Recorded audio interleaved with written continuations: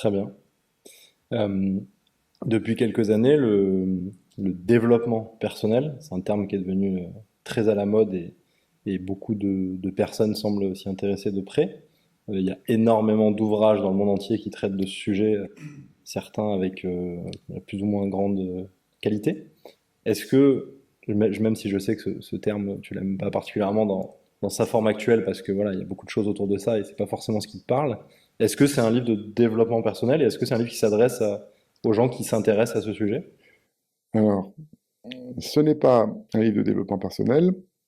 mais c'est un livre qui peut s'adresser aux gens qui s'intéressent à ce sujet et qui commencent à se rendre compte qu'il y a quelque chose qui tourne pas rond dans le développement personnel. Qui tourne pas rond ou qui tourne trop en rond, c'est-à-dire qui ramène finalement toujours un peu au même point.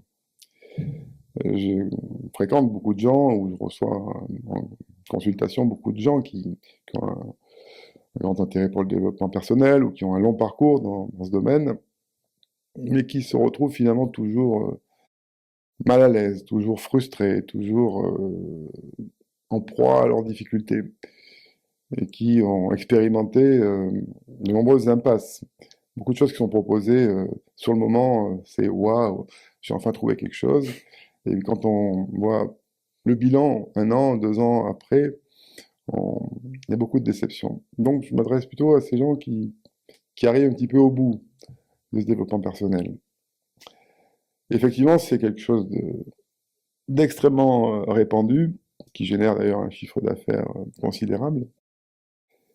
Et c'est normal, je ne critique pas ce courant-là, ni ceux qui en sont les héros. Euh, c'est normal, ça répond à des attentes, puisque énormément de gens ne sont pas bien dans leur peau, ou en tout cas ne sont pas satisfaits de ce qu'ils sont, de la vie qu'ils ont d'une part, mais de ce qu'ils sont également, et qui espèrent autre chose, qui aimeraient devenir autre chose, et c'est toute la promesse du développement personnel, et c'est pour ça que ça marche, c'est que ça laisse euh, croire que après telle ou telle pratique, telle ou telle méthode, on va devenir autre chose. Et c'est cette autre chose qui n'advient quasiment jamais, qui entraîne autant de déception et d'amertume finalement. Moi, je suis plutôt tenant d'un développement impersonnel, c'est-à-dire ce qui pose problème chez l'être humain, ce qui entraîne toutes ces difficultés, toutes ces souffrances, toutes ces frustrations et tous ces malheurs finalement, c'est que notre personnalité, notre moi, notre ego, selon le terme que l'on veut utiliser,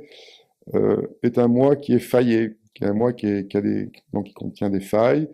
qui contient des peurs, des besoins qui sont insatisfaits, dont je parle dans le livre, et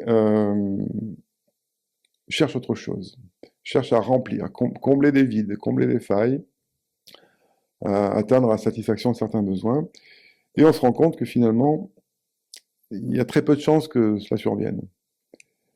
que l'on se retrouve toujours aux prises tôt ou tard avec ces mêmes difficultés, ces mêmes manques. Et c'est un cercle vicieux, c'est une recherche qui n'a pas de fin, en fait, parce qu'on ne deviendra jamais une personnalité parfaite, lisse, avec toutes les qualités, aimable, estimable, etc. Et je parle même pas de ceux qui cherchent uniquement dans l'avoir matériel pour pouvoir satisfaire leurs besoins, donc des besoins de richesse d'ailleurs. C'est pour ça que le loto et tous ces jeux ont autant de succès, c'est que beaucoup de gens aimeraient avoir plus d'argent pensant que grâce à cela, ils seraient mieux, plus heureux. Mais ils se retrouvaient toujours avec la même personnalité, avec les mêmes ennemis à combattre, ennemis qui se situent finalement à l'intérieur de nous-mêmes. Non, c'est un livre qui va vraiment, qui essaie de démontrer, il y a des parties du livre qui sont consacrées, quels sont les pièges du développement personnel. Encore une fois, j'en comprends les rouages et les motivations qui sont tout à fait normales, mais qui proposent un autre regard